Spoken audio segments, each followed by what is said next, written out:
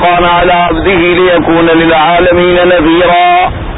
قال المؤلف والمفسر رحمه الله تعالى: أدام النفع بعلومه وعلومكم في الدارين آمين، إلى أن قال: وفي هذا الحديث فضيلة عظيمة للقرآن المجيد على كل معجزة أوتيها نبي من الأنبياء وعلى كل كتاب أنزله، وذلك أن معنى الحديث: ما من نبي إلا أعطي من المعجزات ما آمن عليه البشر، أي ما كان دليلا على تصديقه فيما جاءهم به واتبعوا من اتبعه من البشر.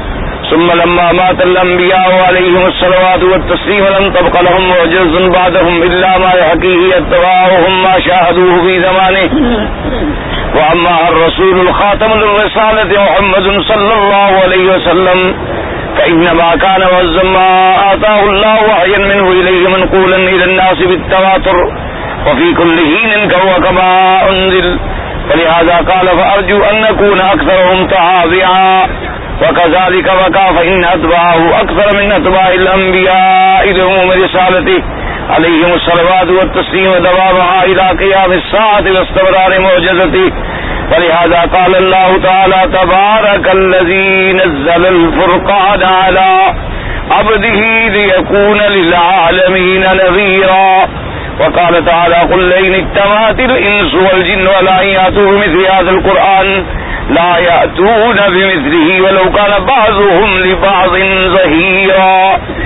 اب مفسر رحمۃ اللہ علیہ فضائل قرآن میں جو تیسری حدیث انہوں نے ذکر فرمائی حضرت ابی ہریرہ رضی اللہ تعالیٰ عنہ سے کہ حضور پاک نے فرمایا کہ جتنے انبیاء پہلے گزرے ہیں ان کو اللہ تبارک و تعالیٰ نے جو معجزے عطا فرمائے اور ان پر جو انسان ایمان لائے سو آئے، لیکن مجھے اللہ نے جو معجزہ عطا فرمایا وہ وحی ہے جو اللہ نے مجھ پہ نازل فرمایا، یعنی قرآن پاک. تو اس لیے فرمایا کہ میں امید کرتا ہوں کہ میں ان سب سے زیادہ بے اعتبار امت کے ہوں گا. تو مفسر رحمۃ اللہ علیہ فرماتے ہیں کہ اس حدیث مبارک میں بہت بڑی فضیلت عظیمہ ہے، چونکہ جتنے انبیاء علیہم السلام آئے ان کو اللہ نے کتابیں بھی عطا فرمائیں اور ان کو اللہ تبارک و تعالیٰ نے معجزات بھی عطا فرمائے، اور وہ معجزات جو ہوتی ہیں وہ تصدیق ہوتے ہیں انبیاء کی. تو جتنے نبی گزرے، جتنے پیغمبر گزرے، ان کو اللہ نے جتنے معجزے عطا فرمائے، لیکن وہ معجزات ایک وقت تک معین تھے، یعنی جب وہ وقت گزر گیا تو وہ معجزہ بھی گزر گیا. اب جب انبیاء علیہم الصلاۃ والسلام کی وفات ہو گئی تو نبوت بھی ختم ہو گئی. جیسے موسیٰ علیہ السلام کو اللہ نے معجزہ عطا فرمایا، اللہ نے آپ کو ید بیضہ عطا فرمایا، اللہ نے آپ کو عصا عطا فرمایا، لیکن جب تک زمانہ تھا وہ معجزہ باقی تھا. جب موسیٰ علیہ السلام کی وفات ہو گئی، نبوت بھی ختم ہو گئی، معجزات بھی گزر گئے.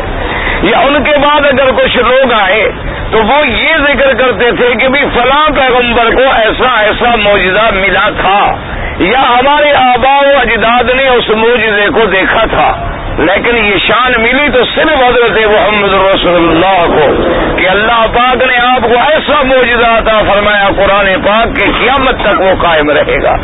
یعنی اب ہمیں یہ نہیں کہنا پڑے گا کہ حضور کا معجزہ ہم دیکھتے، سب سے بڑا معجزہ قرآن موجود ہے، سب سے بڑا معجزہ. معجزے کا معنی یہ ہوتا ہے کہ ایک ایسی چیز جس کے کرنے سے ساری مخلوق عاجز آ جائے، یعنی یہ اللہ کا ایسا کلام معجز ہے کہ تمام کائنات کی مخلوق اگر اکٹھی ہو کر اللہ کے قرآن کا مقابلہ کرے تو عاجز آ جائے گی، لیکن ایک آیت بھی نہیں بنا سکے گی. جیسے کہ اس کے نزول پر 1400 سال کا زمانہ گواہ ہے کہ تمام دنیا کے بڑے بڑے علماء اور بڑے بڑے ادباء اور بڑے بڑے عرب گزر گئے، لیکن قرآن کا مقابلے پر کوئی ایک آیت بھی نہ بنا سکا، نہ آج تک بنا سکا اور نہ قیامت تک بنا سکے گا، کیونکہ اللہ نے فرما دیا ہے علم تفعلوا ولن تفعلوا، نہ تو پچھلے وقت میں تم کر سکے ہو اور نہ آئندہ قیامت تک تم قرآن کا مقابلہ کر سکتے ہو. تو اس لیے میرے مدنی پاک کی رسالت بھی عام، میرے آقا کی رسالت بھی قیامت تک، آپ کا معجزہ بھی قیامت تک، آپ کی نبوت بھی قیامت تک. اور پھر جیسے پہلے زمانے کا معجزہ ہے، مثلا موسیٰ علیہ السلام نے عصا پھینکا تو یا تو قبط نے دیکھا فرعون نے اور فرعون کی قوم نے، یا ان بنو اسرائیل نے دیکھا جو موسیٰ علیہ السلام کے ماننے والے تھے. لیکن باقی دنیا نے تو وہ معجزہ نہیں دیکھا. اسی طرح موسیٰ علیہ السلام نے جب عصا کو دریا پہ مارا اور دریا کے اندر راستے بن گئے 12 اور دریا کے اندر سڑکیں بن گئی, تو وہ معجزہ بھی صرف ان لوگوں نے دیکھا جو دریا سے گزرے تھے. اسی طریقے سے جب جادوگروں نے مقابلہ کیا اور موسیٰ علیہ السلام نے اپنا عصا ڈالا اور اس عصا نے تمام ان کے جادو کی ان سانپوں کو نگل لیا, تو اس معجزے کو بھی ان لوگوں نے دیکھا جو اس زمانے میں موجود تھے. لیکن یہ شان ہے تو قرآن کی ہے کہ یہ معجزہ جب سے نازل ہوا دنیا دیکھ رہی ہے اور قیامت تک دیکھتی اور پڑھتی چلی جائے گی. اس لیے اس معجزے کا کوئی مقابلہ نہیں کر سکتا. اسی لیے میرے آقا صلی اللہ علیہ وآلہ آلہ وصحابہ وسلم تسلیما کثیرا کثیرا نے فرمایا کہ مجھے میرے اللہ نے ایسا معجزہ عطا فرمایا ہے, اس لیے میں امید کرتا ہوں کہ قیامت میں سب سے زیادہ جو ہے وہ میری امت ہوگی. اسی لیے ایک حدیث مبارک میں آتا ہے, حضور پاک صلی اللہ علیہ وسلم نے فرمایا, ایک روایت میں آتا ہے آپ نے فرمایا اپنے صحابہ سے کہ میں امید کرتا ہوں کہ میری امت جو ہے قیامت کے اندر ایک ثلث ہوگی. تو صحابہ آپ نے فرمایا میں امید کرتا ہوں ارجو ان اکون نصف اہل الجنہ, کہ آدھا جنت جتنی اللہ کی جنتیں ہیں آدھی میری امت ہوگی اور آدھی ساری انبیاء کی امتیں ہوں. اور اس کے بعد حضور پاک صلی اللہ علیہ وسلم نے فرمایا میں یہ بھی امید کرتا ہوں کہ اللہ تبارک و تعالیٰ کی رحمت سے صرف 1/3 یعنی ایک حصہ جو ہے باقی امتیں ہوں گی اور 2 حصے جو ہے وہ میری امت ہوگی. اس لیے حضور پاک صلی اللہ علیہ وآلہ آلہ وصحابہ وسلم تسلیما کثیرا کثیرا کہ اللہ نے آپ کو ایسا معجزہ عطا فرمایا کہ جو نازل ہونے کے وقت سے لے کر آج تک اور قیامت تک تر و تازہ ہے اور ہر وقت وہ معجزہ موجود ہے. یعنی آج بھی اگر دنیا میں کسی کو طاقت ہے تو آج بھی وہ مقابلہ کر کے قرآن کا دیکھ لے, آج بھی وہ کوئی قرآن کے مقابلے پہ ایک سورت بنا کے دیکھ لے, قرآن کے مقابلے پہ ایک آیت بنا کے دیکھ لے. اس لیے مفسر رحمت اللہ علیہ نے فرمایا کہ پہلے جب مات الانبیاء علیہم الصلوات والتسلیم, جب انبیاء پہ موت آ گئی ان کے معجزے بھی ختم ہو گئے. ہاں بس لوگ قصے کہانیاں بیان فرماتے تھے کہ ایسا معجزہ ملا, ایسا معجزہ ملا, ایسا معجزہ ملا. وَأَمَّا رسول الخاتم الرسالۃ محمد صلی اللہ علیہ وسلم, لیکن ہمارے آقا حضرت خاتم الانبیاء والمرسلین حضرت محمد مصطفیٰ صلی اللہ علیہ وسلم, آپ کو اللہ نے ایسا معجزہ قرآن کا عطا فرمایا کہ ہر وقت تازہ ہے. اور اس لیے آپ نے فرمایا کہ میری اتباع زیادہ ہوں گے, کیونکہ آپ کی نبوت بھی قیامت تک اور آپ کا معجزہ بھی قیامت تک ہے. اس لیے اللہ نے فرمایا تبارک الذی نزل الفرقان علی عبدہ لیکون للعالمین نذیرا. اللہ نے فرمایا پاک ہے وہ ذات, بلند و بالا و برتر ہے وہ ذات جس نے اتارا اپنے بندے پہ قرآن پاک تاکہ وہ ڈرائے لوگوں کو قیامت تک. اور اس کے بعد فرماتی ہے قل ان اجتمعت الانس والجن علی ان یاتوا بمثل هذا القرآن, کہہ دیجیے کہ اگر ساری دنیا کے انسان اور جن مل کر قرآن کے مقابلے پہ آئیں اور بنانا چاہیں, وہ جتنی ایک دوسرے کی مدد کریں کر لیں لیکن قرآن کا مقابلہ نہیں کر سکیں گے. ثم تکاثر معهم الى 10 سور منه, پھر اللہ نے فرمایا اچھا قرآن کا مقابلہ تو قرآن, بلکہ یہ تو 10 صورتیں بھی بنا کے نہیں لے آ سکتے. ام یقولون افترا قل فاتوا ب10 سور مثله مفتريات وادعوا من استطعتم من دون الله ان كنتم صادقين. میرے پاک پیغمبر یہ دشمن آپ کے کہتے ہیں کہ قرآن میرا بدنی خود بناتا ہے, تو آپ ان کو کہیں کہ چلو تم بھی 10 صورتیں بنا کے لے آؤ جیسے میں بناتا ہوں. اگر یہ قرآن میں نے بنایا ہے تم بھی بنا لو, تم بھی تو عرب ہو, تمہاری لغت بھی تو عرب ہے, تم بھی تو عربی زبان کے بڑے ماہر سمجھے جاتے ہو, تمہیں بھی تو اپنی لغت پہ اور اپنے ادب پہ اور اپنے شعر و شاعری پہ بڑا ناز ہے. تو اگر میں نعوذ باللہ قرآن خود بناتا ہوں تم بھی مقابلہ کرو, تم بھی 10 صورتیں تو کم از کم بنا کر لے آؤ قرآن کے مقابلے پہ. پانی ٹھنڈا بھی اسی کو گرم نہیں ہے. اور اس کے بعد فرماتے ثم تحداهم, پھر اللہ پاک نے فرمایا اور پھر ان کو چیلنج کریں کہ 10 صورتیں نہیں بنا سکتے, چلو ایک صورت بنائیں. الی ان یاتوا بصورۃ من مثلہ به فاجدوا فقال ام يقولون افترى قل فاتوا بسورة من مثله وادعوا من استطعتم من دون الله ان كنتم صادقين. اللہ نے فرمایا اگر تم کہتے ہو کہ میرا بدنی پاک بناتا ہے تم بھی اس جیسی ایک صورت بنا کے لے آؤ.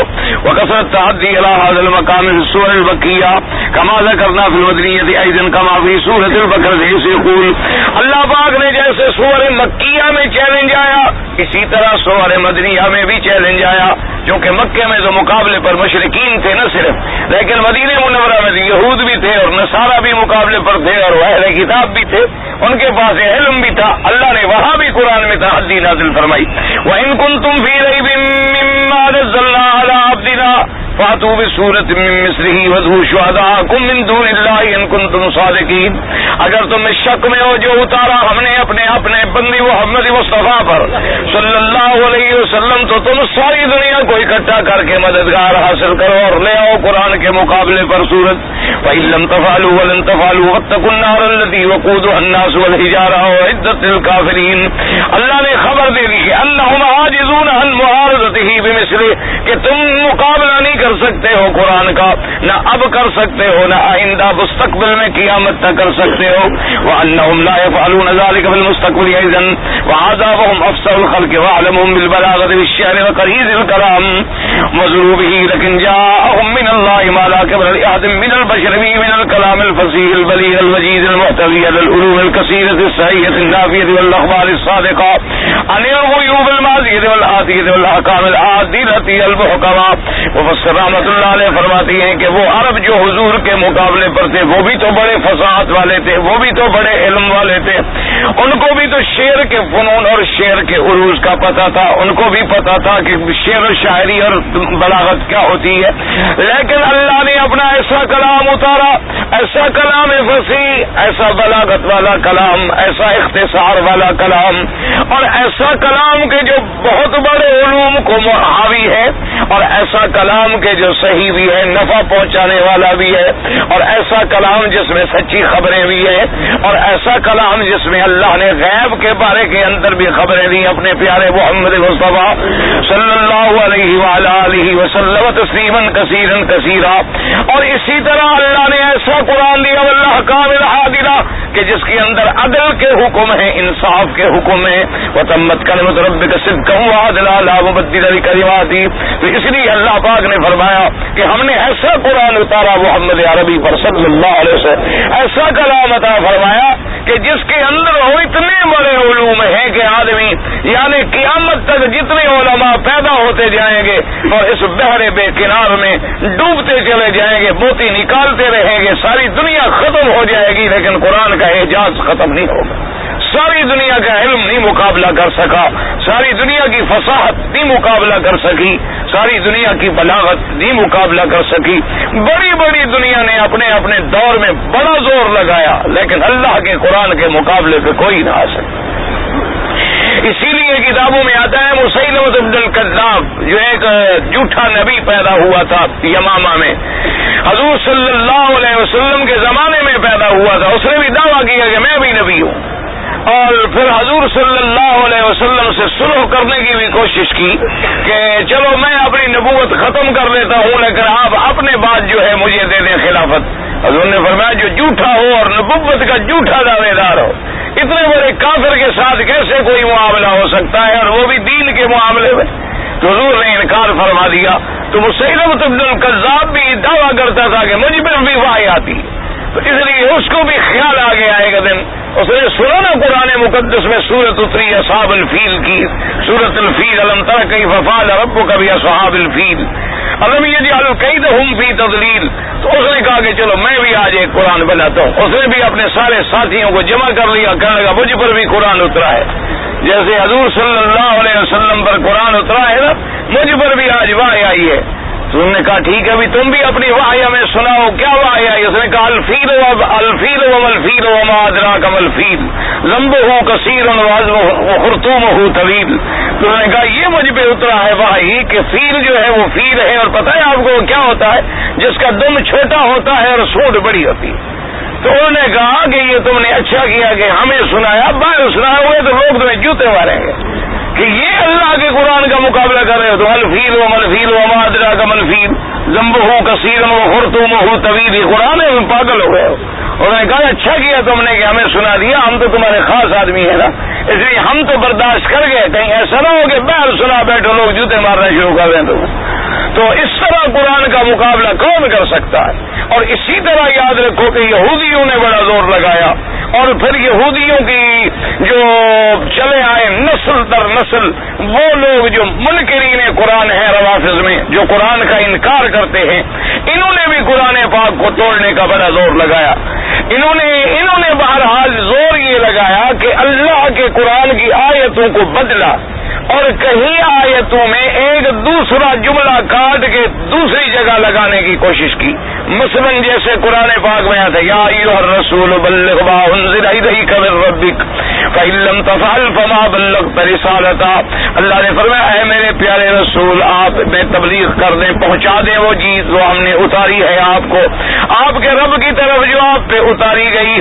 اگر آپ نے اللہ کا پیغام نہ پہنچایا تو گویا آپ نے رسالت کا حق ادا نہیں فرمایا۔ تو قرآن تو نازل ہوا تھا، تو اب ان روافض نے کیا کہ اسی میں جوڑ لگایا کہ یا ایھا الرسول بلغ ما انزل الیک من ربک فی خلافت علی فإن لم تفعل فما بلغت رسالتہ، کہ اے رسول پاک پہنچا دو لوگوں کو حضرت علی کی خلافت کے بارے میں، اگر تم نے علی کی خلافت کا اعلان نہ کیا تو گویا تم نے رسالت کا حق کی ادا نہیں کیا، یعنی فریضہ رسالت بھی پورا نہیں کیا۔ تو انہوں نے درمیان میں جوڑ لگا دیا فی خلافت علی، لیکن یہ بیوقوف بھول گئے کہ کم از کم بھائی جس کی خلافت کے لیے قرآن میں یہ حکم موجود ہے، تو جب حضور کے بعد خلافت کا مسئلہ چلا تھا تو سب سے پہلے حضرت علی رضی اللہ تعالیٰ عنہ یہ آیت لے کر آ جاتے نا۔ تو بھائی اصولی بات ہے نا کہ جس کے بارے میں اللہ کا قرآن اترا، جس کے بارے میں اللہ کی طرف سے وحی نازل ہو گئی۔ اب دیکھ رہے بی بی عائشہ صدیقہ ہے رضی اللہ تعالیٰ عنہ، ان کے بارے میں اللہ نے وحی اتاری کہ نہیں اتاری؟ تو جب بھی کوئی بی بی عائشہ پہ بات کرے گا تو فوراً قرآن کا حوالہ آئے گا، بھی قرآن نے ان کی برات کی۔ اسی طریقے سے حضور پاک صلی اللہ علیہ وسلم کا جب بی بی زینب سے نکاح کا مسئلہ آیا اور حضرت زید سے طلاق کا مسئلہ آیا، تو جب بھی کوئی بات کرے گا تو فوراً آئے گا کہ بھئی ان اللہ زوجنی، تو اللہ نے نکاح کر دیا۔ حضور پاک صلی اللہ علیہ وسلم یعنی آپ اندازہ فرمائیں کہ طلاق کے بعد حضور نے پیغام بھیجا بی بی کو نکاح کے لیے، تو بی بی صاحبہ نے جواب دیا کہ انی استشیر ربی، میں اپنے رب سے مشورہ کروں گی، یعنی میں استخارہ کروں گی، استخارے کے بعد جو بات ہوگی وہ میں بتلاؤں گی۔ تو تھوڑی دیر گزری تھی، کچھ لمحات اس جواب کو گزرے، بی بی صاحبہ کہتی ہے میں گھر میں تھی اور حضور اندر تشریف لے آئے۔ تو میں حیران ہو گئی کہ حضور پاک بغیر اطلاع بغیر اجازت میرے گھر میں کیسے تشریف لے آئے۔ حضور نے فرمایا زینب تم خوش رہو کہ اللہ نے عرش سے قرآن اتارا ہے اور حکم آ گیا ہے کہ آپ کا نکاح ہم نے خود کر دیا۔ تو اب اللہ تبارک و تعالیٰ نے محمد عربی صلی اللہ علیہ وسلم کا نکاح فرما دیا۔ تو اس لیے بی بی زینب فخر کرتی تھی کہ تم لوگوں کا نکاح تمہارے والدین نے کیے ہیں اور میرا نکاح تو میرے اللہ نے کیا ہے۔ تو جب حضرت علی رضی اللہ تعالیٰ عنہ کے لیے، سیدنا علی رضی اللہ تعالیٰ عنہ کے لیے اتنی بڑی آیت قرآن میں موجود تھی کہ اگر حضرت علی کی خلافت کا آپ نے اعلان نہ کیا تو گویا آپ نے فریضہ رسالت بھی ادا نہیں کیا، تو سیدھی بات ہے کہ فوراً حضرت علی یہ آیت لے کے کھڑے ہو جاتے کہ بھئی حضور تو میری خلافت کا اعلان کر چکے ہیں۔ لیکن حضرت علی رضی اللہ تعالیٰ عنہ نے کبھی اس آیت کو پیش نہ کیا۔ دوسری بات ہمیشہ یاد رکھیں کہ چلو یہ کہتے ہیں جی اصل بات یہ تھی کہ تقیہ تھا، ان کے پاس علاج ہے نا ہر بات کا۔ جب کہو کہ ایسا کیوں نہیں کیا، کہتے ہیں جی وہ جانتے تو تھے لیکن تقیہ کر گئے، تقیہ مانا چھپا لیا بات کو، بھئی جھگڑا نہ بڑھے، چھپا لیا بات۔ اب جناب چلو بات کو چھپا لیا لیکن اپنے اہل بیت کو تو کہہ دیتے نا کہ بھئی قرآن تو موجود ہے میں کیا کروں، لیکن میری مانے کے لیے میں جھگڑا نہیں بڑھانا چاہتا، میں تقیہ کر رہا ہوں۔ گھر والوں کو تو بتا دیتے نا کم از کم، باہر والوں کو نہ بتاتے۔ دوسری بات یہ ہے کہ لفظ یہ ہے کہ ان لم تفعل فما بلغت رسالتہ، کہ اللہ کے نبی اگر آپ نے یہ کام نہ کیا تو آپ نے رسالت کا حق ادا ہی نہیں کیا، نعوذ باللہ، یعنی رسالت ہی ختم۔ تو جب حضور نے یہ اعلان نہ کیا تو حضور کی رسالت. بھائی جب اللہ نے فرمایا کہ فَإِن لَّمْ تَفْعَلْ، اگر آپ نے ایسا نہ کیا جو ہم نے آپ پہ قرآن اتارا، اگر آپ نے وہ آگے نہ پہنچایا تو گویا آپ نے رسالت کا فریضہ ادا نہ فرمایا. تو حضور نے اعلان نہ کیا. کیوں؟ اعلان کرتے تو لوگ سنتے، اعلان کرتے تو لوگ بھی تو سنتے نا. کسی تک اعلان کی بات تو پہنچ جاتی، ہر بات تو حضور نے پہنچا دی، اگر یہ بات کیوں نہیں پہنچی؟ اور اگر خدا نہ کرے وحی موجود تھی اور اعلان نہیں ہوا تو پھر الزام صرف حضرت علی یا صحابہ پہ نہیں، بلکہ حضور کی رسالت پہ ہے. لیکن یہ بات بھی بیچاروں نے نہ سوچی. اچھا، اور اسی طرح سے اندازہ کریں آج کے 1400 سال گزر گئے، آج بھی صنعاء میں وہ قرآن الحمدللہ ملا ہے جو حضرت علی کی اپنی قلم سے لکھا ہوا. یعنی اللہ کی شان دیکھو نا، اللہ اپنے قرآن کے معجزے ہمیشہ ظاہر کرتے رہتے ہیں، قرآن کی حقانیت کو ظاہر کرتے رہتے ہیں کہ 1400 سال کے بعد وہ مصحف ملا ہے، مصحف سیدنا علی رضی اللہ تعالیٰ عنہ، جو سیدنا علی رضی اللہ تعالیٰ عنہ نے اپنی قلم مبارک سے لکھا. چونکہ حضرت علی رضی اللہ تعالیٰ عنہ کاتب الوحی تھے محمد مصطفیٰ کے صلی اللہ علیہ وسلم. تو وہ قرآن جو ملا ہے الحمدللہ ثم الحمدللہ کہ الف سے لے کر والناس تک پڑھ جاؤ، بالکل یہی قرآن ہے جو حضرت عثمان نے جمع کیا. تو اب تو حضرت علی کی اپنی قلم سے لکھے ہوئے قرآن سے بھی بات کا پتہ چل گیا کہ یہ آیت کسی نے اندر جوڑ لگایا تھا، اللہ کے قرآن سے اس کا تعلق نہیں ہے. کیونکہ اگر اس میں تو کوئی تقیہ کی بات نہیں تھی نا، یہ تو اپنی حمایت تھی گھر میں، اس میں لکھ کے رکھ جاتے تو آج تو دنیا پڑھ لیتی، ان کو پتہ چل جاتا کہ بھی 1400 سال پہلے یہ حکم موجود تھا، لیکن صحابہ رضی اللہ تعالیٰ عنہ اجمعین نے اس کو نہیں ظاہر ہونے دیا تھا کہ حضرت علی رضی اللہ تعالیٰ عنہ کو خلافت نہ بھی دے. اور تیسری بات ہمیشہ یاد رکھیں کہ اللہ کا قرآن اگر فیصلہ فرما دے کہ یہ آدمی جو ہے خلیفہ ہے تو اللہ کے قرآن اور اللہ کے فیصلے کو کوئی بدل بھی سکتا ہے. اچھا، اللہ نے فیصلہ فرمایا کہ میرا مدنی محمد مصطفیٰ نبی ہے. اللہ نے فرمایا میرا مدنی انا ارسلناک شاہدا ومبشرا ونذیرا. اللہ نے فرمایا وما ارسلناک الا رحمۃ للعالمین. اللہ نے فرمایا لتنذر ام القری ومن حولها. اللہ نے آپ کو نبی اور رسول بنا کے بھیجا. سارے مکے والوں نے، یہود و نصارہ نے زور لگا لیا تو حضور کی نبوت اور رسالت کو روک سکے؟ حضور کا دین غالب آیا کہ نہیں آیا؟ اسلام غالب آیا کہ نہیں آیا؟ کفار یہود نصارہ حضور کی زندگی میں مٹ گئے کہ نہیں مٹ گئے؟ جزیرہ عرب سے نکل گئے، وجود ختم ہو گیا، حرم میں داخلہ بند ہو گیا کہ قیامت تک کوئی مشرک حرم میں داخل ہی نہیں ہو سکتا. تو اگر یہ اللہ کا فیصلہ تھا تو پھر حضرت علی رضی اللہ تعالیٰ عنہ کے حق میں حضور کے فوراً بعد کیوں پورا نہیں ہوا؟ فوراً پورا ہونا چاہیے. اللہ کا فیصلہ تو کبھی رک سکتا ہی نہیں ہے نا، اللہ کا فیصلہ تو ہر شکل میں پورا ہوگا. ایک بات. اور تیسری بات ہمیشہ یاد رکھیں کہ جب اللہ نص قطعی میں کسی کے بارے میں ایک فیصلہ کر دے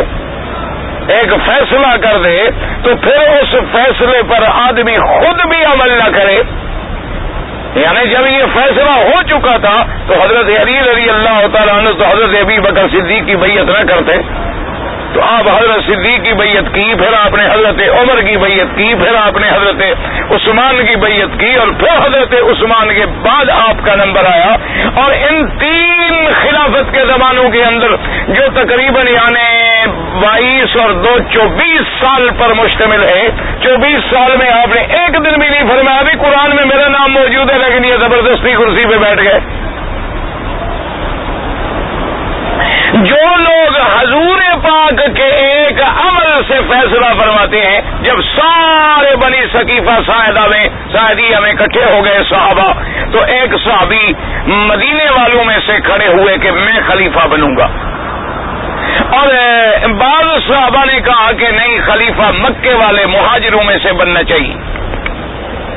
تو ایک صحابی نے فوراً حدیث پڑھی، اس نے کہا حضور نے فرما دیا تھا کہ لا خلافت الا فی قریش، کہ میرے بعد خلافت جو ہوگی قریش میں. اب وہ قریشی کون ہو اس کا کوئی نام نہیں، لیکن ہونی قریش میں چاہیے، کیونکہ انصار والے لوگ جو ہیں وہ زراعت پیشہ ہیں، وہ باغبان ہیں، وہ بیچارے حکومت کرنا نہیں چاہتے، اور قریش جو ہیں یہ نسلاً بعد نسلاً سردار چلے آ رہے ہیں، ان کو پتہ ہے کہ حکومت کیا ہوتی ہے، ان کو پتہ ہے کہ نظام مملکت کیا ہوتا ہے۔ تو اب جناب مدینے کا جو انصاری حضرت سعد تھے انہوں نے کہا ختم، جب حضور کا فرمان آ گیا کہ میرے بعد خلیفہ بناؤ لیکن بناؤ قریشی کو، تو قریشی تو مہاجر ہے، انصاریوں میں تو حکم ہی نہیں ہے، تو لہٰذا ہمارا دعویٰ واپس، ہم تو بھائی اسٹینڈ ہی نہیں ہوتے، انہوں نے تو فوراً اپنی درخواست ہی وڈرا کر دی۔ اب جناب مسئلہ یہ ہو گیا کہ چلو مہاجروں میں سے تو بنائیں، قریشیوں میں سے تو بنائیں، لیکن کس کو بنائیں؟ حضرت عمر رضی اللہ تعالیٰ عنہ نے کھڑے ہو کے صحابہ سے کہا کہ بھی میری ایک رائے ہے، اگر تم سنو، میری رائے ہے، تجویز ہے، یہ نہیں کہ میرا کوئی حکم ہے، ایک رائے ہے۔ انہوں نے کہا فرمائے، انہوں نے کہا میری رائے یہ ہے کہ حضور نے اپنی زندگی میں اپنی بیماری کے اندر آخری جو آپ کی بیماری وفات مبارک سے قبل کے ایام ہیں ان میں مصلی پہ کس کو امام بنایا ہے؟ تمام صحابہ نے کہا کہ حضور نے حضرت ابی بکر رضی اللہ تعالیٰ عنہ کو امام بنایا، حضور نے حکم دیا تھا کہ مروا ابا بکر فلیصلی بالناس۔ تو حضرت عمر نے کہا بھئی میری بات تو پھر یہ ہے کہ جس کو اللہ نے اور اللہ کے نبی نے، کیوں اللہ کے نبی کا فیصلہ اپنا تو ہو نہیں سکتا، اللہ کے حکم سے ہی ہوگا، اللہ ہی نے ہی دل میں بات ڈالی ہوگی، تو جب حضور نے ان کو ہمارے دین کا امام بنا لیا ہے تو دنیا تو معمولی سی چیز ہے، تو میرا خیال تو یہ ہے کہ جس کو حضور نے امام بنایا ہم بھی اسی کو امام بنا دیں۔ اب جناب صحابہ سب شور ہو گیا، انہوں نے کہا بالکل ٹھیک ہے، بالکل ٹھیک ہے، سب اتفاق ہو گیا، کسی کا اختلاف باقی ہی نہیں رہا۔ تو اب اگر صرف مصلی پہ کھڑے ہونے سے استدلال کیا جا رہا ہے اور اس کو تمام صحابہ قبول کر رہے ہیں تو اس کے مقابلے پہ ایک صحابی بھی کھڑے ہو جاتے، کہتے نہیں بابا حضرت علی کے حق میں تو قرآن موجود ہے، تم تو صرف امامت سے استدلال کر رہے ہو، ان کے حق میں تو یہ قرآن کی آیت موجود ہے، تو جھگڑا ہی ختم ہو جاتا۔ تو اس لیے ہمیشہ یاد کریں کہ بڑے مبتدئین نے، ابطال کرنے والوں نے، بڑے تعویل کرنے والوں نے قرآن میں تعویلیں کی، بڑے محرفین نے قرآن میں تحریف کرنے کی کوشش کی، کسی نے لفظوں میں تحریف کی، کسی نے معنی میں تحریف کی، لیکن سب جھوٹے کے جھوٹے علیحدہ ہو گئے اور اللہ کا قرآن موتیوں کی طرح نکھر کے علیحدہ ہو گیا، کیونکہ بندے کا کلام خدا کی کلام سے جڑے کیسے؟ ایک اللہ کا کلام ہے، ایک بندے کا کلام ہے، بندہ کتنا بڑا ہو جائے لیکن مالک کے کلام کا مقابلہ کیسے کر سکتا؟ لیکن لوگوں نے بڑی کوشش کی، اور اس لیے آج بھی قرآن معجزہ ہے کہ آج بھی وہ دنیا کو چیلنج کرتا ہے کہ کوئی ہے جو میرے مقابلے پہ لے آئے۔ اور پھر قرآن میں صرف اعجاز اس طرف سے نہیں تھا، کلام کے اعتبار سے، فصاحت کے اعتبار سے، بلاغت کے اعتبار سے، ایجاز کے اعتبار سے، اعجاز کے اعتبار سے، بلکہ معلومات کے اعتبار سے کہ مکے میں رہنے والا نبی نوح علیہ السلام کی خبر دے رہا ہے، مکے میں رہنے والے پیغمبر جو ہیں وہ آدم علیہ السلام کے قصے آسمانوں میں جو گزرے ہیں وہ سنا رہے ہیں، جو نہ کسی مدرسے میں گئے نہ کہیں پڑھنے گئے اور خبریں دے رہے ہیں کہ روم کا یہ ہوگا، کسرا کا یہ ہوگا، کیسر کا یہ ہوگا، اور میرا دین جو ہے وہ شرق سے لے کر غرب تک پہنچے گا، اور حضور ساری خبریں بتا رہے ہیں۔ تو یہ خبریں بھی قرآن میں تھیں تو معلوم ہوا یہ غیب کی خبریں اللہ کی طرف سے آئی، اس لیے اور پھر صرف اس میں یہ نہیں کہ غیب کی خبریں یوں نہیں، بلکہ ایسے ایسے احکام ہیں، یعنی قرآن کے قانون دیکھ لو، چوری کے بارے میں دیکھو، ڈاکے کے بارے میں دیکھو، قتل کے بارے میں دیکھو، تجارت کے بارے میں دیکھو، نکاح کے بارے میں دیکھو، طلاق کے بارے میں دیکھو، یعنی کسی ضمن میں دیکھیں 1400 سال گزر گئے، آج تک قرآن کے قانون کو کوئی جھٹلا نہیں سکا، ساری دنیا کے قانون جھٹلائے گئے، ساری دنیا کے آپ کے بڑے بڑے پارلیمنٹیرین لوگ بیٹھتے ہیں اور بڑے بڑے آپ کے بار لا بیٹھتے ہیں اور بڑے بڑے جیوریز بیٹھتی ہیں, بڑی بڑی لیگل کمیٹیاں بیٹھتی ہیں, ایک قانون بناتی ہے, لیکن 2 سال کے بعد خود ترمیم کر دیتی ہے کہ جی وہ بات ذرا جم نہیں رہی, ذرا اس میں ترمیم کرو. لیکن 1400 سال میں قرآن میں کوئی ترمیم ہوئی, ابھی کر سکتا ہے؟ قرآن کا کوئی حکم بدلا یا کوئی بدل سکتا ہے؟ یا آج بھی دنیا میں قرآن کے کسی قانون کو آپ چیلنج کر سکتے ہیں؟ سوال ہی پیدا نہیں ہوتا. ایک بہت بڑے ماشاءاللہ ہمارے اپنے ملک کے جسٹس ہیں اور ماشاءاللہ بڑے یعنی اچھے لوگوں میں ہیں, تو اتفاق سے بات ہوئی تو کہنے لگے جی بات ٹھیک ہے, بحیثیت ایک مسلمان کے, کیونکہ الحمدللہ میں مسلمان ہوں اور میرا اللہ پر, اللہ کے رسول پر, اللہ کے قرآن پہ, احکام پہ ایمان ہے, بحیثیت ایک مسلمان کے تو میرا ایمان ہے, لیکن مجھے سمجھ نہیں آتی کہ آخر عورت کی شہادت کو آدھا کیوں رکھا ہے اسلام نے. میں تو مسلمان ہوں, میں تو مانتا ہوں اللہ کا حکم ہے, ٹھیک ہے, لیکن جب یہی بات میں کسی کافر کو کہتا ہوں, یہودی کو کہتا ہوں, نصرانی کو کہتا ہوں, یہی بات جب میں کسی دہریے کو, کمیونسٹ کو, کسی سوشلسٹ کو, کسی بے دین کو, کسی ہندو کو, کسی بدھ مت والے کو, کسی ید مت والے کو کہوں کہ اسلام یہ کہتا ہے کہ 2 عورتوں کی گواہی ایک مرد کے برابر ہے, تو کہتے ہیں یہ عجیب بات ہے, ایک عورت پڑھی لکھی ہو اور ایک مرد جاہل ہو, تو مرد کی شہادت جو ہے اس کی اتنی قیمت ہو اور 2 عورتیں ہوں تو وہ 1 کے برابر بنے, یعنی وہ آدھی شہادت کے برابر بنے, تو یہ کیسا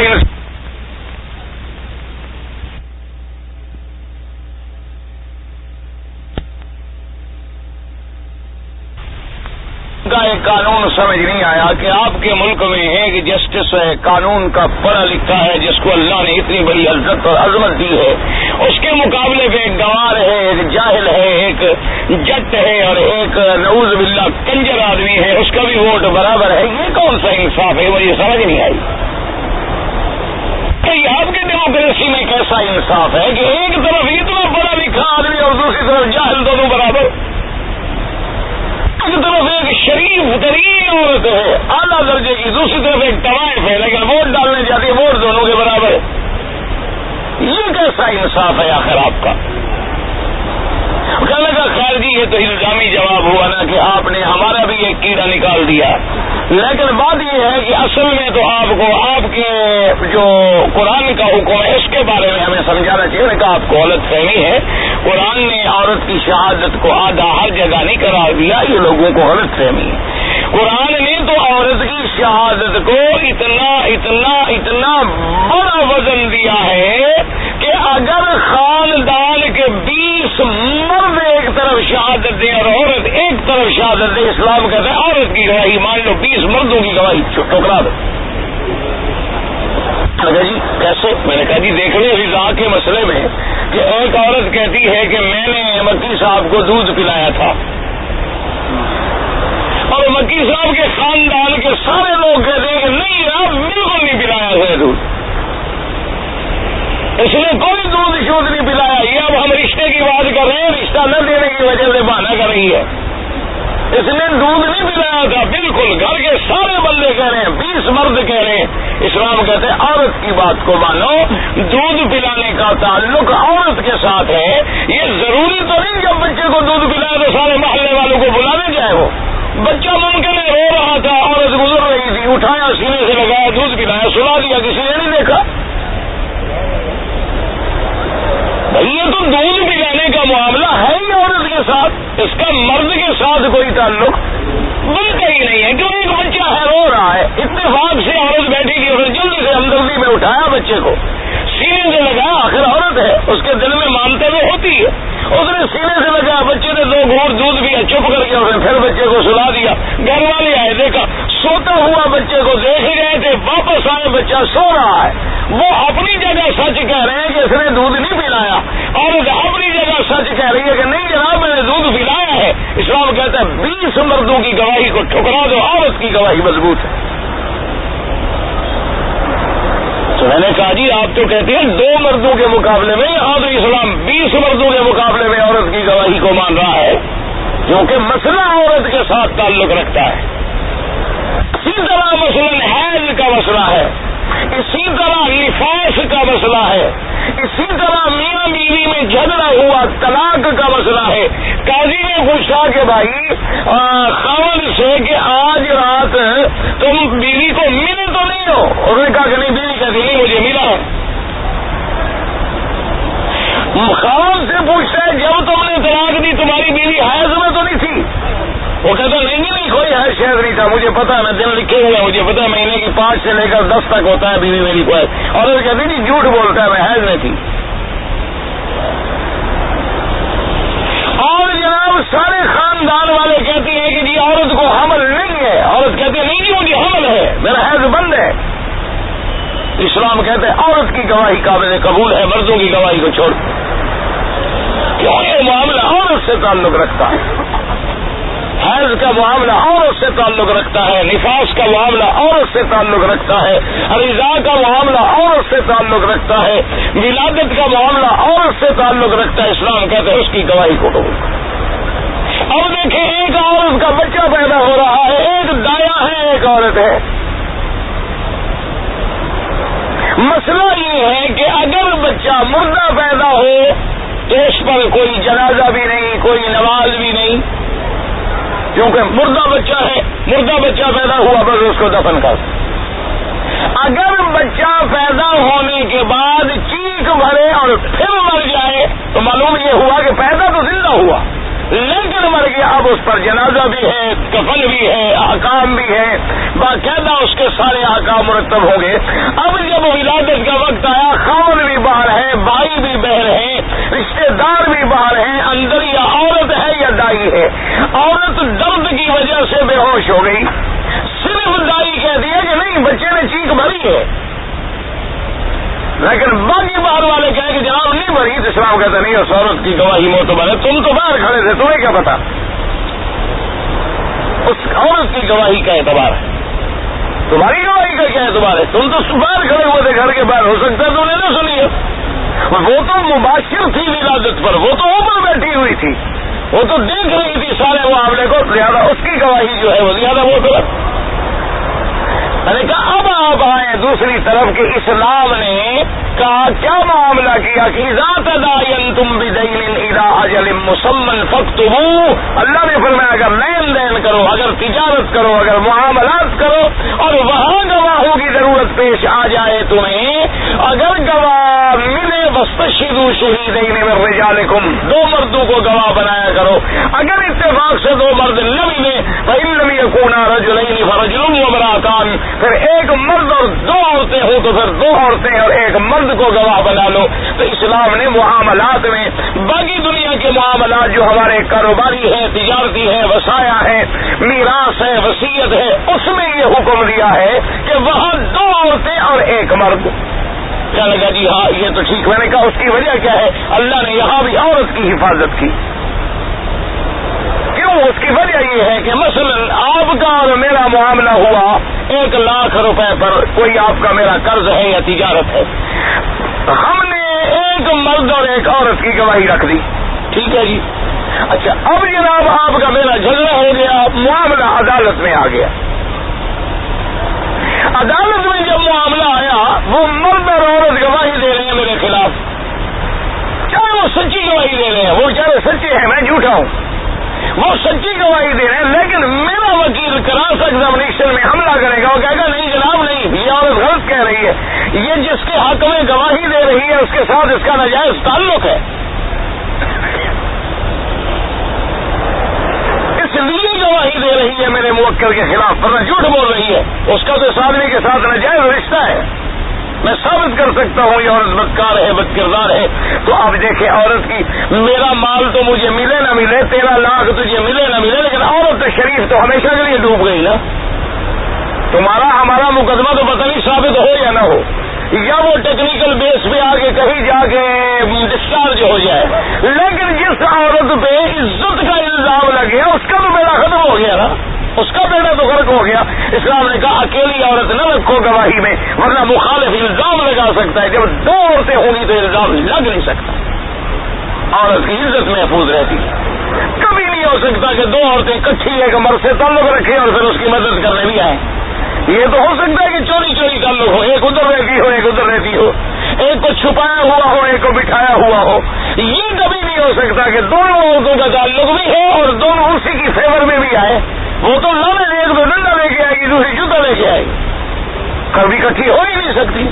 اسلام نے ان کا تحفظ کیا, حفاظت کی کہ عورت کی عزت محفوظ رہے قیامت تک, اس پر کوئی آدمی جھوٹا الزام نہ لگا سکے.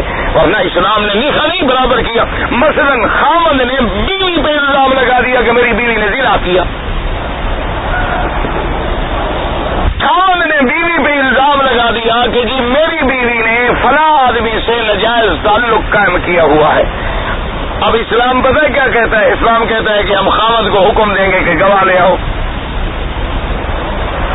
ثابت کرو کہ تمہاری بیوی کا اس آدمی سے ناجائز تعلق ہے. وہ کہتے ہیں جی گواہ میں نہیں پیش کر سکتا.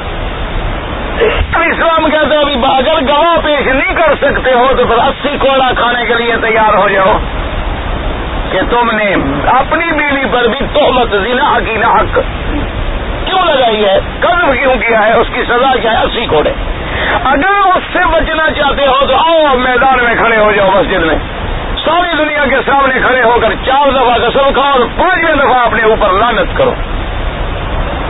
اور اسی طرح عورت بھی 4 دفعہ قسم کھائے اور 5ویں دفعہ اپنے اوپر لعنت کرے. اب اسلام نے دونوں کو برابر رکھا ہے, فرق کیا. عادت احدہم 4 شہادات باللہ کہ 4 دفعہ گواہی دیں گے اور 5ویں دفعہ کہے گا اگر میں جھوٹا ہوں تو مجھے بھی اللہ کا غضب ٹوٹے. اور وہ بھی 4 دفعہ کہے گی میں بے گناہ ہوں میں بے گناہ ہوں میں بے گناہ ہوں میں بے گناہ ہوں, اور 5ویں دفعہ اگر میں جھوٹ بول رہی ہوں اللہ کی مجھ پر لعنت ہو. اور دونوں کو برابر رکھا اسلام نے, کسی میں فرق کیا نہ بیوی میں نہ عورت میں. وہاں بھی مرد 4 دفعہ کہے گا 5ویں دفعہ لعنت کرے گا, وہ بھی 4 دفعہ کہے گی اور 5ویں دفعہ لعنت کرے گی. تو دونوں کو اسلام نے برابر رکھا. اسلام نے کہا ظلم کیا.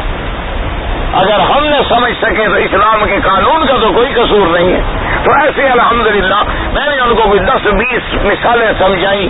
تو اللہ کی مہربانی سے کہنا لگا جی اللہ کا شکر ہے کہ میرے دل میں جو ایک یعنی شکوک و شبہات کی ایک لہر تھی, اللہ کے شکر سے اللہ کی رحمت سے دور ہو گئی. اور انشاءاللہ میں اب اس مسئلے میں اتنا میرا شرح صدر ہو گئی ہے کہ میں اب خود مدعی بن کے اس کے لیے لڑوں گا اپنی طرف سے جتنی اللہ نے مجھے طاقت دی ہے. تو بہرحال کہنے کا مقصد یہ تھا کہ آج 1400 سال گزر گئے, بڑے بڑے دماغ والے لوگ آئے, بڑی بڑی باتیں نکالی, لیکن سچا قرآن نکلا. قرآن کا کوئی مقابلہ نہ کر سکا. بڑے بڑے جگادری پیدا ہوئے. دیکھو جی اسلام مرد کو دیتا ہے 2 حصے اور لڑکی کو دیتا ہے 1 حصہ. حالانکہ دیکھو جناب مرد لڑکا کمانے والا ہوتا ہے, لڑکا بزنس والا ہوتا ہے, لڑکا محنت کر سکتا ہے, لڑکی بیچاری تو عورت ہے صنف نازک ہے, اس کو اسلام آدھا دیتا ہے, لڑکے کو پورا دیتا ہے. ذکر مثل حظ الانثیین بڑا زور لگایا, لیکن جناب کسی نے تھوڑا سا بھی غور نہ کیا کہ اللہ کے بندے لڑکی جب پیدا ہوگی تو اس کا خرچہ کس پر ہے. بھئی لڑکی جب پیدا ہوگی تو شادی ہونے تک خرچے کا ذمہ دار کون ہے؟ والد. شادی کے بعد خرچے کا کون ذمہ دار ہے؟ تو لڑکی پر تو بوجھ ہے ہی نہیں. جب تک شادی نہ ہو باپ ذمہ دار, شادی ہو جائے شوہر ذمہ دار.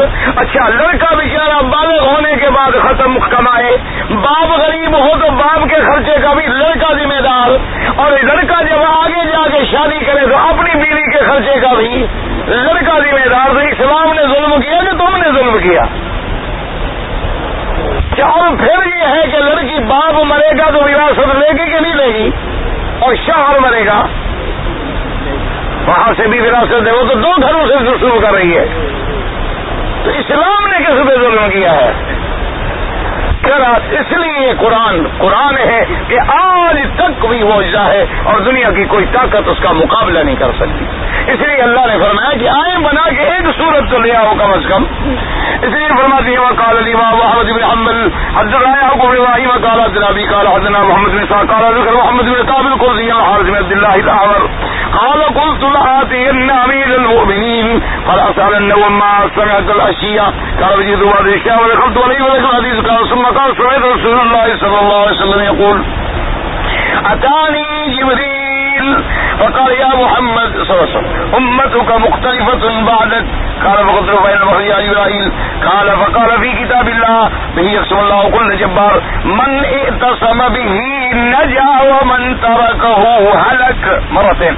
قول الفصل وليس بالحزل لا تخلقه الألسن ردنا عجائب فيه ربا كان قبلكم وفصل ما ربا بينكم وخبر ما هو كائد بعدكم.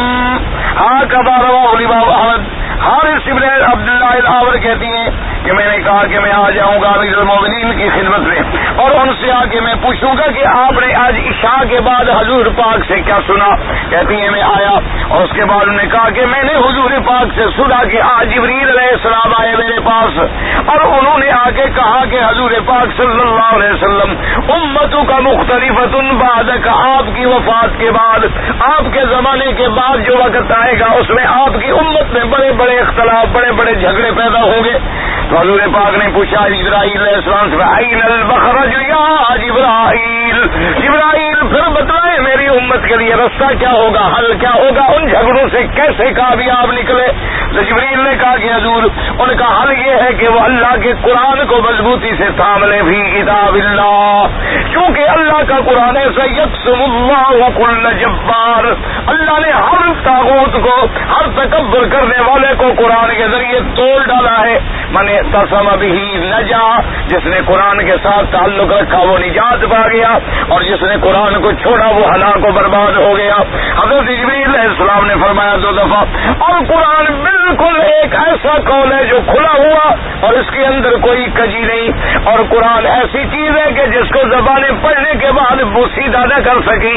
یعنی دنیا کی کوئی کتاب پڑھو 1 دفعہ 2 دفعہ 4 دفعہ بس ختم ہو گئی لیکن قرآن کو قیامت تک پڑھتے چلے جاؤ تو قرآن کا پڑھنا کبھی بوسیدہ اور پرانا نہیں ہوتا اور قرآن کے عجائب کبھی ختم نہیں ہوتے. فیہ نبأ ما کان قبلکم جو لوگ تم سے پہلے گزر چکے ان کی خبریں بھی قرآن میں ہیں اور جو بعد میں آنے والے ہیں ان کی خبریں بھی قرآن میں ہیں اور جو قیامت تک احوال پیش آئیں گے ان کی خبریں بھی قرآن پاک میں ہیں. تو جو لوگ اللہ کے قرآن کو اپنے سینے سے لگا لیں گے وہی کامیاب اور نجات والے ہوں گے. دعا کریں کہ اللہ ہمیں قرآن پاک سے تعلق رکھنے کی توفیق عطا فرمائے اور اللہ ہمارے دلوں کو بھی قرآن سے جوڑ دے. کہتا ہے جی عذاب قبر کے بارے میں میرے بھائی عذاب قبر کے بارے میں ائمہ اربعہ کا اتفاق ہے یعنی 4 ائمہ کا اتفاق ہے کہ عذاب القبر حق عذاب قبر حق ہے اور عذاب قبر کا انکار کرنے والا وہ کہتے ہیں کہ وہ ضال اور مضل یعنی گمراہ بھی ہے اور گمراہ کرنے والا بھی ہے بلکہ بعض ائمہ نے فرمایا کہ عذاب قبر کا انکار کرے تو اسلام سے نکل جاتا ہے. باقی آپ کی یہ بات کہ جی وہ تو قیامت کے دن اٹھایا جائے گا اٹھانا قیامت کے دن ہوگا لیکن اس میں عذاب قبر کی اس سے بڑی دلیل کیا ہوگی کہ میرے پاک نبی پاک صلی اللہ علیہ وسلم گزر رہے تھے 2 قبروں سے آپ ٹھہر گئے. آپ نے فرمایا انہما لیعذبان وما یعذبان فی کبیر ان 2 قبر والوں پر عذاب ہو رہا ہے اور ان دونوں پر عذاب بھی ایسی بات سے ہو رہا ہے کہ کوئی بہت بڑی غلطی نہیں تھی یعنی چھوٹا گناہ تھا لیکن پکڑے گئے. تو اب حضور نے جب خود اپنے آنکھوں سے عذاب ہوتا ہوا دیکھا تو اللہ کے نبی کی زبان پہ شک کرنے والا تو کافر ہوتا. اسی طرح حضور پاک ایک صحابی کے قبر پہ بیٹھے رہا سبحان اللہ 3 دفعہ آپ نے فرمایا. صحابہ نے پوچھا حضور کیا ہے؟ آپ نے فرمایا میرا صحابی ہے میں نے جنازہ پڑھا ہے آسمان سے ہزاروں فرشتے اترے ہیں کندھا دینے کے لیے لیکن قبر میں آیا تو سخت تو قبر نے پکڑ لیا. تو میں نے اللہ سے معافی مانگی کہ یا اللہ تیری بڑی شان ہے تو بے نیاز ہے جو چاہے کر دے. تو اللہ نے میری دعا منظور کر دی اور قبر نے کھول دیا. تو وہ بھی حضور پاک نے اپنے آنکھوں سے دیکھا. اسی طرح قرآن پاک کہتا ہے النار یعرضون علیہم غدوا وعشیا ویوم تقوم الساعۃ ادخلوا آل فرعون اشد العذاب. اللہ فرماتا ہے کہ آل فرعون اتباع فرعون قوم فرعون پر روزانہ صبح و شام ان کو جہنم کی آگ پہ پیش کیا جاتا ہے اور جب قیامت کا دن آئے گا پھر حکم دیا جائے گا اب ان کو سخت عذاب میں ڈالو. تو اب قیامت والا عذاب علیحدہ ہے اور یہ صبح و شام والا عذاب علیحدہ ہے. تو یہ صبح و شام والا عذاب قبر کا عذاب ہے اور کون سا عذاب ہے؟ اسی طرح حضور پاک صلی اللہ علیہ وسلم نے فرمایا کہ میں جب معراج کی رات گیا تو میں نے موسیٰ علیہ السلام کو قبر میں کھڑے ہوئے دیکھا، تو آپ نے قبر میں آرام بھی دیکھا، قبر میں عذاب بھی دیکھا، تو اس لیے عذاب قبر جو ہے وہ حق ہے، اس کا لا ينکرہ الا جاہد الا ضال او مضل، اس کا انکار کرنے والا گم کردہ راہ ہوتا ہے۔ اللہ تبارک و تعالی آپ کو بھی اور ہمیں بھی ایسے فتنوں سے بچائے۔ لوگ سماع موتا کا انکار کرتے کرتے عذاب قبر کے منکر ہو جاتے ہیں کہ جی روح تو علیین میں ہوگا یا سجین میں ہوگا، عذاب کیسے ہوگا؟ بھئی سورج کہاں ہوگا، روشنی کیسے آئے گی؟ چاند کہاں ہے لیکن روشنی کیسے آ گئی ہے؟ روح کہیں ہو اللہ اس کا تعلق قائم کر دیتے ہیں، اللہ کے آگے یہ کیا مشکل ہے؟ روح کہیں رہے، جہاں مرضی آئے روح رہے، اور اللہ جب تعلق توڑنا چاہتی ہے تو ہمارے اندر بھی توڑ دیتے۔ اللہ قائم کرنا چاہے تو روح اعلیٰ علیین میں رہے لیکن تعلق قبر سے بھی قائم رہے، روح کافر کا سجین میں رہے اور تعلق قبر سے بھی قائم رہے، اور پھر قبر جو جہاں مرے گا دفن ہوگا وہی اس کی قبر ہے۔ کوئی پانی میں ڈوب گیا تو اس کی قبر پانی ہے، کوئی آگ میں جل گیا تو اس کی قبر آگ ہے، کوئی پرندوں کے پیٹ میں آ گیا تو وہی اس کی قبر ہے، اور اللہ وہی حساب لینے دینے پہ قادر ہے۔ اس لیے بہرحال عذاب قبر کے بارے میں یا یہ بالکل حق مسئلہ ہے، اس سے کبھی خیال کریں، انکار نہ کیا کریں۔ اگر میں نے غسل کیا ہے مکمل تو اس کے بعد میں وضو کروں، اگر آپ نے غسل سے پہلے وضو کر لیا شریعت کے لیے یعنی وضو کی نیت سے تو غسل کے بعد وضو کرنے کی ضرورت نہیں ہے۔ اگر آپ نے پہلے وضو نہیں کیا، بس ایسے صرف ہاتھ منہ دھویا، گرمی دور کرنے کے لیے آپ نہائے لیکن آپ نے وضو کی نیت نہیں کی، پھر آپ کو وضو کرنا ہوگا۔ ایسا ہوتا ہے نا بھی آدمی گرمی کے لیے اٹھ کے چلا جاتا ہے، پانی ڈال کے آ جاتا ہے، اس کی نیت نہیں ہوتی وضو کی نہ۔ اگر آپ نے پہلے باقاعدہ وضو کیا جیسے نماز کا وضو کیا جاتا ہے اور پھر آپ نے غسل کر لیا تو دوبارہ وضو کرنے کی ضرورت نہیں ہے۔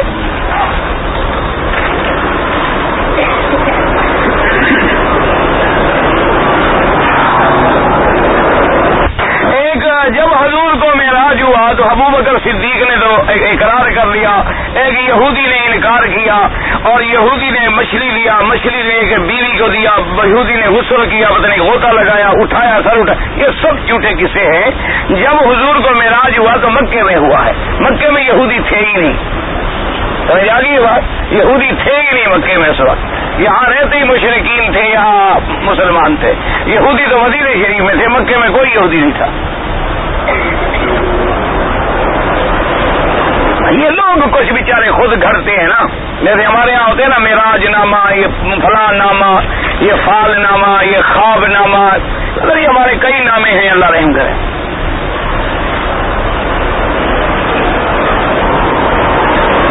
میرے ساتھی کے ذہن میں اشکال ہے کہ ہند و پاک کے علماء حضرات بعض و تقریر میں روات کا لحاظ نہیں کرتے اور کتابوں میں بھی نہیں کرتے، کیا ان کے اس عمل کو خامی کہا جائے گا؟ کہ گزارش ہے، پتہ نہیں، مجھے نہیں پتا آپ کا پوچھنے کا مقصد کیا ہے، مجھے نہیں سمجھ۔ روات کا لحاظ کیا؟ روات کا لحاظ ہوتا ہے روایت، روات کہتے ہیں راوی، روایت کرنے والا۔ روایت وہ ہے جو، پتہ نہیں آپ نے پوچھا کیا ہے مجھ سے کہ آپ کے اور مولوی جو ہیں جب تقریر کرتے ہیں تو روات کا خیال نہیں کرتے۔ اب روات پتہ نہیں آپ سے پوچھنے کا مقصد کیا ہے، آپ دوبارہ وضاحت کے ساتھ لکھیں، میں سمجھوں تو میں جواب دوں گا۔ عورت کو بھی احترام ہو سکتا ہے تو عورت کو احترام نہ ہو تو بچہ پیدا کیسے ہو؟ نہیں، ایک اصولی بات ہے نا، یہ تو کوئی ہنسنے کی بات نہیں، اسلام کی بات ہے کہ بھئی اگر عورت کے اندر مادہ منویہ ہے ہی نہیں تو بچہ کیسے پیدا ہوتا ہے؟ قرآن یہی تو کہتے ہیں فَلْيَنظُرِ الْإِنسَانُ مِمَّا خُلِقَ، کہ ماں اور بچے باپ کا نطفہ ملتا ہے تو بچہ، تو جیسے نطفہ باپ کا گرتا ہے اسی طرح عورت کا گرتا ہے۔ اگر عورت کا یہ نطفہ نہ گرتا ہو تو پھر فریقین کی جماع کے اندر جو کیفیت ہوتی ہے وہ کیوں ہو؟ عورت کو بھی احترام ہوتا ہے، مرد کو بھی احترام ہوتا ہے۔ دورے پر مصر سے آئے ہیں اور عمرے کا ویزا لگا کر مکہ آئے مگر احرام جدہ سے باندھا، ان کو مصر سے باندھنا چاہیے تھا ایئرپورٹ سے، انہوں نے نہیں باندھا تو ایک ایک بکری بطور دم ادا کریں۔ جی ایک حدیث میں آتا ہے، حضرت جابر کی حدیث ہے کہ کنا نازل علی عہد رسول اللہ صلی اللہ علیہ وسلم۔ نازل کا معنی ہوتا ہے عدل، عدل کا معنی ہوتا ہے کہ میاں بیوی جب جماع کریں اور جب مرد کے انزال کا وقت آئے، ڈسچارج ہونے کا وقت آئے تو وہ اپنا پانی عورت کے رحم کے بجائے باہر گرا دے، اس کو کہتے ہیں عدل، تاکہ عورت کو حمل نہ ہو۔ تو صحابی کہتے ہیں کہ ہم ایسا کرتے تھے لیکن ہمیں منع نہیں کیا گیا. تو آج بھی علماء نے لکھا ہے کہ اگر کوئی آدمی چند دنوں کے لیے وقفہ کرنا چاہے اور عزل کرے تو کوئی حرج نہیں، لیکن شرط یہ ہے کہ بیوی کی رضامندی بھی شامل ہو، کیونکہ علماء نے لکھا ہے کہ میاں بیوی کا ملنا جو ہے جیسے میاں کے لیے لذت حاصل ہوتی ہے عورت کے لیے بھی لذت ہے، اور لذت کا وہی اس کا مقام ہے پانی کے نکلنے کا، اور وہ آپ نے خارج کر دیا تو لہذا وہ اس لذت سے محروم رہ گئی تو اس کی اجازت لینی ضروری ہے. اور اگر آدمی کی اولاد نہیں ہے پھر عزل نہ کرے، یعنی اولاد زیادہ ہو گئی کچھ وقفہ کرنا چاہتا ہے تو عزل کر سکتا ہے، یا عزل کر سکتا ہے یا اور کوئی چیزیں استعمال کر سکتا ہے. اس عزل سے مراد یہ ہے میاں بیوی میں جھگڑا ہو گیا، ایک دوسرے سے 6 سال تک علیحدہ رہے، ان کا نکاح ٹوٹ گیا. نکاح تو نہیں ٹوٹتا لیکن بڑا ظلم ہوا ہے. دعا کریں اللہ لوگوں کو سمجھ دے کہ عورتوں سے اتنی طویل جدائی اختیار نہ کریں، ورنہ جب گناہ ہوں گے تو وہ ذمہ دار ہوں گے. اس لیے ہمیشہ کوشش کریں کہ جھگڑا ہو گیا فیصلہ کرو، سلو کرو.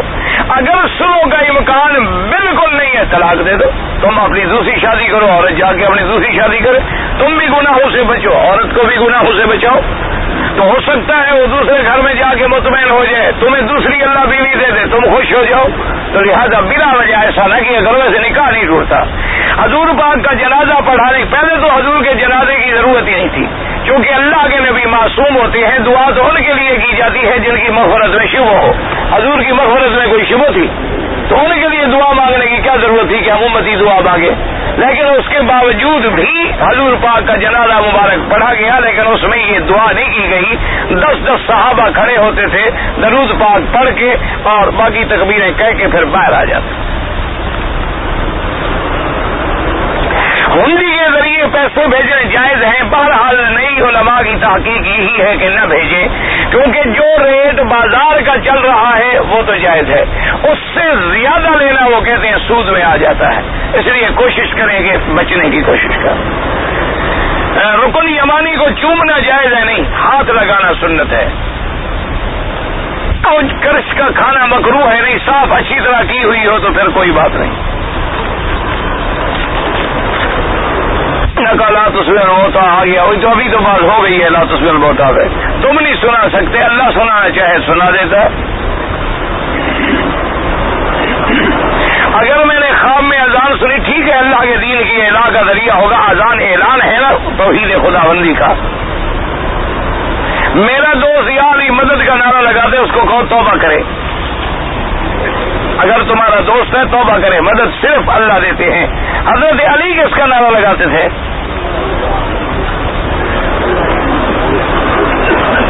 تو حضرت علی کی مدد کرتا تھا، خدا ہماری کرتا ہے علی. پھر جو چھوٹے ہوں گے پھر ان کی ہم کریں گے. اسی طرح تو شرک آتا ہے نا میرا بھائی، غیر اللہ کو پکارنا شرک ہے. کوئی علی کو پکارے شرک ہے، نبی کو پکارے شرک ہے، پیر کو پکارے شرک ہے.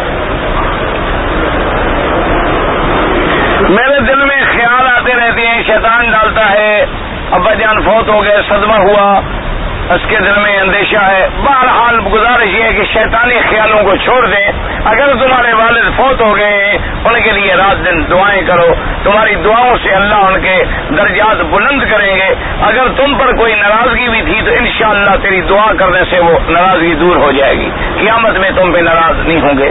اور جو تیرے والد کے دوست ہوں ان کے ساتھ تعلق رکھو، ان کے ساتھ نبھاؤ، ان کی عزت کرو اسی طرح جیسے والد کی عزت کی جاتی ہے. غلاف کعبہ کو ہر طرف سے لپٹ جاتے ہیں یہ ثابت نہیں ہے، صرف ملتزم. جو لوگ کسی حنفی مسلک پہ ہوں اور دوسرا نہیں پھر ان کو ایک ہی مسلک پہ رکھیں. 2 کشتیوں میں پاؤں رکھیں گے تو انشاءاللہ کشتیاں تو چلی جائیں گی، خود ڈوب جائے گا. شادی کرنے کے بعد کب تک صبر کرے؟ بہرحال جب تک اس کو صبر ہو، لیکن کوشش کیا کرو کہ زیادہ دیر اور خاوند میاں بیوی علیحدہ نہ رہے. رات الفطر کی تیسری رکعت میں دعائیں قنوت بنے بالکل، اور دعائیں جو حدیث میں ثابت ہیں وہ بھی پڑھ سکتے ہیں. صلاۃ النافلہ کے سجدے میں یا رب اغفر لنا، جو دعائیں مانگے یا غفور یا غفار یا موتی یا جو بھی مانگے انشاءاللہ ٹھیک ہے. ربنا هب لنا، یہ بھی بطور دعا سجدے میں مانگ سکتے ہیں. سجدے میں قرآن نہیں پڑھا جاتا، لیکن قرآن میں کوئی دعا ہے تو بطور دعا مانگی جا سکتی ہے. اگر مدینہ شریف جائیں تو واپسی میں عمرہ کریں، بالکل کریں. مدینہ شریف تو میقات ہے بھائی. عمرہ کرانے کے بعد سر پر اسرا پھروائے مشین، سب سے افضل ہے کہ اسرا پھروائے. اگر اسرا نہ پھروائے تو بال بڑے ہوں تو چوتھا حصہ بالوں کا کٹ جائے.